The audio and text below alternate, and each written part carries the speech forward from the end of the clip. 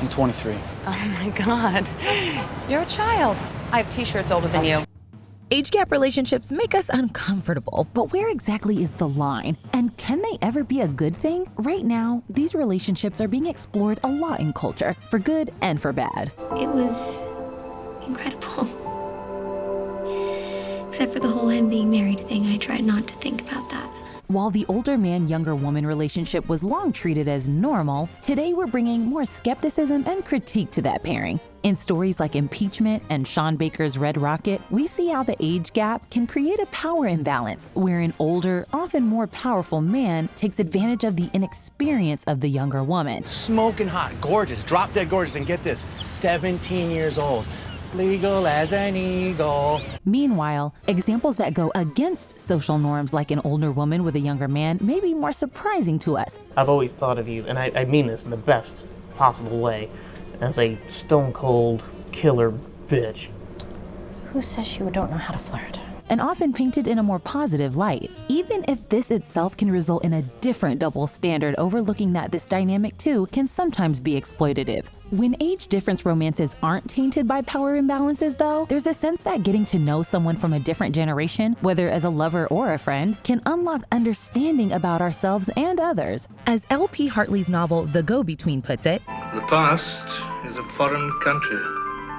They do things differently there." So, someone who grew up in a foreign time period automatically brings a different set of experiences for you to compare yours to, perhaps helping you arrive at deeper truths. Maybe being with someone who doesn't share your particular set of references and assumptions forces a greater level of authenticity. Here's our take on on-screen age gap relationships, for better and worse, and when they can represent something special. Reach out, take a jump, get hurt even. Play as well as you can.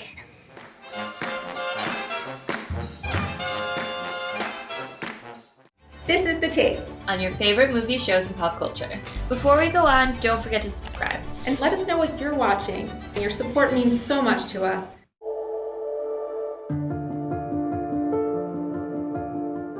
Just get a lawyer to draft an affidavit. Saying what? Well, Monica, what would you want to say? The problem with relationships with big age gaps is that they often come with a major power imbalance. In the post-Me Too era, they're seen as almost inherently problematic. Once upon a time in Hollywood, nearly 3 hours long, Leonardo DiCaprio attended the premiere, and by the end, his date was too old for him. And there's a long overdue reappraisal of relationships with age differences that at the time weren't widely questioned. There was very little pushback when Aaliyah's Age Ain't Nothing But a Number was released, written and produced by R. Kelly and allegedly about their marriage, with Kelly 27 and Aaliyah 15 at the time. You had the history of musicians who married young girl fans, and I think while it was disturbing to people, it's very easy to rationalize things. But the revelations and criminal sentencing of R. Kelly's abuse and grooming of other young Black women has forced us to stop brushing this and other R. Kelly lyrics under the rug. Similarly, Woody Allen's Manhattan has always been considered in the pantheon of American cinema, but the resurfaced allegations of abuse against him from adopted daughter Dylan Farrow and the documentary Allen vs. Farrow have brought more evidence toward the way that Allen portrayed on-screen relationships between himself and very young women to legitimize and normalize this dynamic for the audience. I'm 42 and she's 17. I'm older than her father. Allen vs. Farrow even observes that, in Manhattan, Allen writes it so that Mariel Hemingway's character, who was 17 in the script, the actress 16 during filming, is the one voicing the strong feelings to Allen's character. He gets to be the shrinking violet, and she's the one with the serious desire. He uses her to make his predation okay. Revisionism is also at the heart of the series Impeachment, which revisits the Monica Lewinsky and Bill Clinton scandal with a modern ethical framework to illustrate what an abuse of power the relationship between a president and a young, naive intern really was. It's actually quite disturbing. She was 21 when it started, an intern, and he went after her immediately. And how disturbing it was that Clinton was eventually protected while Lewinsky was thrown to the wolves. A range of iconic stories in our culture, from Lolita to Juno to Fish Tank, have shown a light on the tactics and mindsets of older men who are predatory toward younger women. But for a long time, this behavior was treated as normal and expected. Or worse, just as Humbert Humbert projects his desire to Lolita, the woman was painted as the figure holding the cards, thanks to her sexual desirability. What drives me insane is the twofold nature of this nymphid. Of every nymphid, perhaps. The archetype of the gold digger, for instance, is often used as a way to criticize young women who allegedly pursue older men for financial gain. Here, despite the man being older and richer, it's the woman who is seen as powerful and prone to use that power for a self-serving end. This compulsive fornicator is taking my father for the proverbial ride. Only Murders in the Building plays on our continuing assumptions of what's a normal age difference when it comes to Jan's relationship with Charles to her relationship with Tim Kono. I'm a sucker for lonely guys with notable age differences. Actually, the difference in each pairing is relatively similar. While the show's writers call out that, likely, viewers are more likely to see the difference between her and Tim due to our being so much more desensitized to seeing an older man with a younger woman. And when a male celebrity dates a woman who's older, or even just age appropriate, this is often treated as news. Meanwhile, though we're more aware of and vocal about the problems with many older men, younger women alliances, that doesn't mean these problems go away. In 2020's Shiva Baby, Danielle, who has created her own college major, The Business of Gender, feels like she's in control of her decisions as she experiments with sex work through the Sugar Baby app where she meets Max. But when she's confronted with Max's wife and baby and becomes unsettled at a Shiva she attends with her family, it becomes clear that she's not really coming from as empowered a position as she might have first imagined. I wish I could have my own bachelor pad where I could do whatever the I wanted. In 2021's Red Rocket, Sean Baker sows this feeling of discomfort and unease of the imbalanced age difference relationships into the fabric of the movie about former adult film star Mikey Saber beginning a relationship with 17-year-old Strawberry, hoping to use her to reignite his own career. How old are you? Who's asking? Me. Why? Come on. I'm old enough. Baker said Mikey is inspired by the real archetype of the suitcase pimp, or a male in the adult industry who lives off of a female talent. And we watch how Mikey grooms Strawberry for a potential adult film career. I don't want to f anybody else, and I don't want to think about you f other girls. It would be just us. It's called couple scenes. You would have made $2,000 for that video right there. Meanwhile, he's bragging to friends about her and loafing off his wife, Lexi, who hates his guts but caves to his pleading and advances to let him move back in. We can infer that, back in the day, Mikey did the same Strawberry treatment on Lexi, who's now addicted to drugs and lost her child to CPS, a sequence of events Mikey takes no responsibility for. Even when Mikey's plans are thwarted and he leaves a path of destruction in his wake, he doesn't really learn any lesson and continues to keep dreaming the same dream. And there's something recognizably American in his mindset. Throughout the film, the shadow of Trump's election looms large, so there's an implicit connection between Mikey and a man with a similar attitude toward women who rode his perceived charisma and celebrity to the White House. America is a nation of believers, dreamers, and strivers that is being led by a group of censors.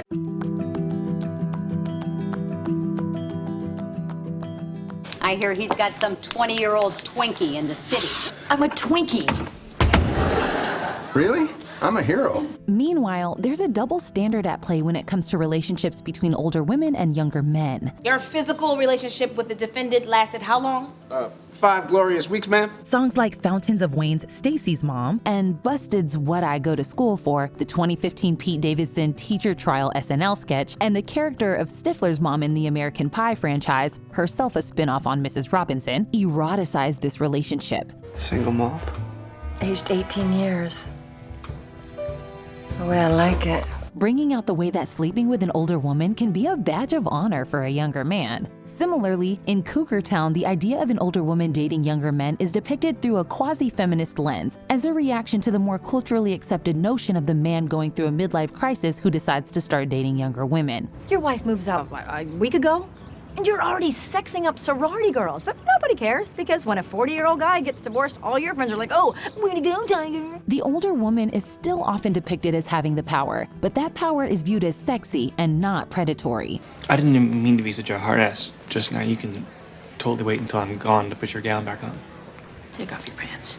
Yes, ma'am. While in some cases this might be true, it can also lead to overlooking what are abuses of power by women toward underage boys. In Mad Men, Don Draper's first sexual encounter is with Mae Swanson, a prostitute, when he's still a child, sick in bed with the flu, and he explicitly says he doesn't want it to happen.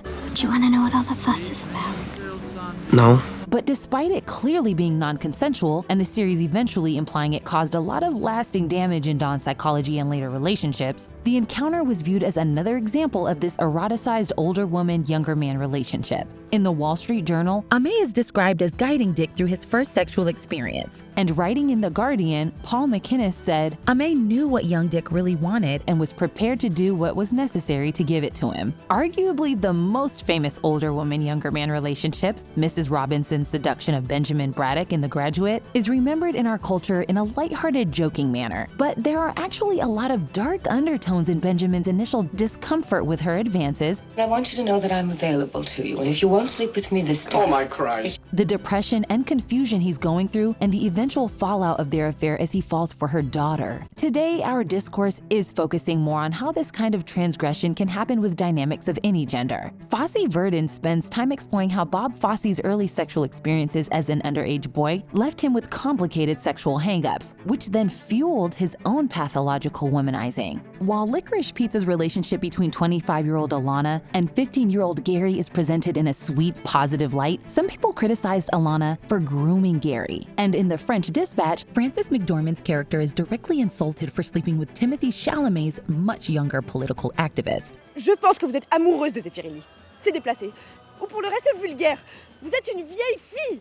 Who then does end the story with someone more age-appropriate. All this gets at how fraught and complicated our assumptions, standards, and boundaries for these relationships often are. It's also worth noting that our views on the discomfort of age gap relationships feel very specific to straight relationships, and when applied to queer relationships can veer into well-worn homophobic tropes around queer people corrupting younger men and women. Writer Christopher Sherwood says, when I eventually came out at the age of 24, having recently met my 61-year-old partner who I've now been married to with a prenup for 9 years, someone close to me said, "It's drugs, isn't it? He's got you into drugs? That's what this is about. How can you possibly be attracted to someone that old?" Similarly, Jill Goodowitz writes how the eroticization of older women takes a completely different form for queer women than it does for straight men, saying, "Much of what I liked was actually quite maternal, but definitely not in the Stifler's mom type of way. Whoopi Goldberg safeguarding her fellow nuns in Sister Act was hot. Shannon Doherty as a protective older sister in Charmed was hot.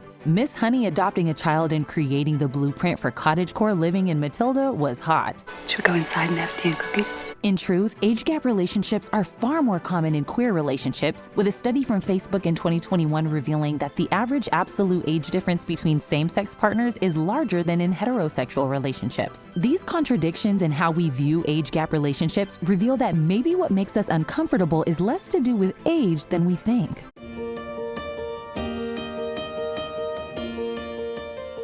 When power imbalances and exploitation aren't an issue, sometimes a relationship with an age difference can be a beautiful means towards self-understanding. When you're not sure of yourself or what you want, being with someone outside your generation and free of your particular generational baggage and assumptions might be the key to helping you figure these answers out. One of TV's most famous age gap relationships came with Monica and Richard in Friends. While the two were completely head over heels for each other, the relationship cemented Monica's desire for a family, which she couldn't get with Richard.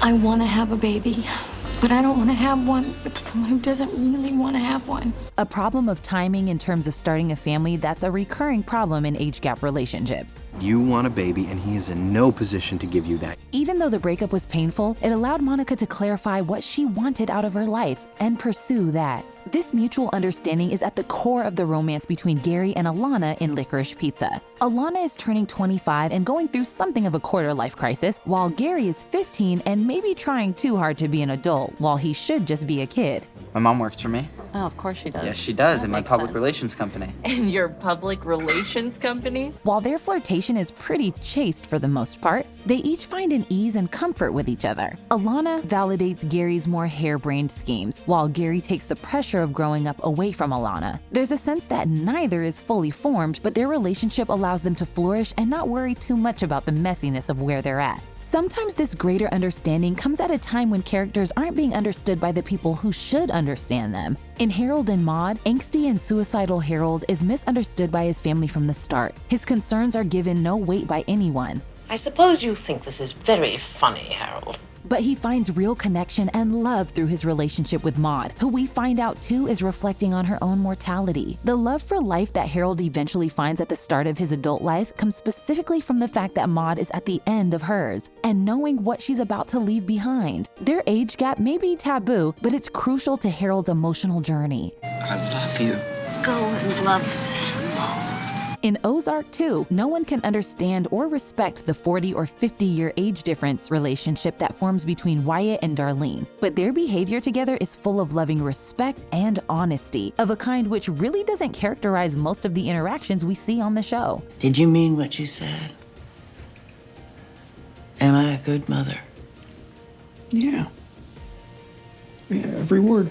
And in Modern Family, people may see Gloria and Jay as a wealthy guy, hot second wife cliche, but the two make each other happy and build a healthy family together. The important thing is you make him happy, which you do in so many ways. Outside of romance, the age gap relationship plays an important role too. We can learn from friendships with people much older or much younger than us because their experiences are just so different. To quote Tennessee Williams' The Glass Menagerie, time is the longest distance between two places. In practice, these connections also often help us to remember that, despite the feeling of generational divide, our hopes, struggles, and dreams are very much the same. In Only Murders in the Building, the generational gap between Mabel and Charles and Oliver might make it seem like they've been born on different planets, but they meet each other during a shared stage of uncertainty. Tim was my friend, or he used to be.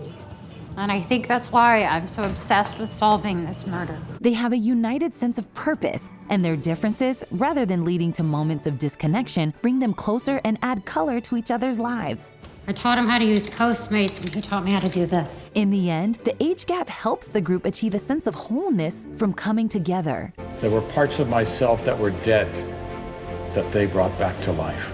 In Mike Mills' Come On, building cross-generational relationships feels necessary and almost utopian. The conceit of the film, an NPR-esque journalist traveling the country to talk to school kids about how they see the future, all the while reconnecting with his own nephew, gives a huge amount of weight to these young idealists. What would you tell them about the U.S.? You come here and you'll see a lot of bad, but it's beautiful. They're able to describe things like climate change and race relations in a pure, unfiltered, authentic way that helps us see them in a new, much less cynical light. Come On reveals that if the generations started listening more to each other, then we might be able to make more progress together. It feels like the generations have always been at war with each other, and it's overblown in our media today. Headlines announce that boomers hate Gen X hate millennials, millennials hate Gen Z, and vice versa. Yet, right now, the average age of this 52nd Parliament is 49 years old. Okay, boomer. But what if this generation gap is all in our heads? Studies that have examined differences between people of different generations have shown that if they are there, they're minimal. So maybe the age gap relationship is important because it invites us to question our assumptions about people much older or much younger than us. As long as it's on an even playing field, we always have something to learn from people with different experiences. Aim above morality. If you apply that to life, then you're bound to live it fully. If you're new here, be sure to subscribe and click the bell to be notified about all of our new videos.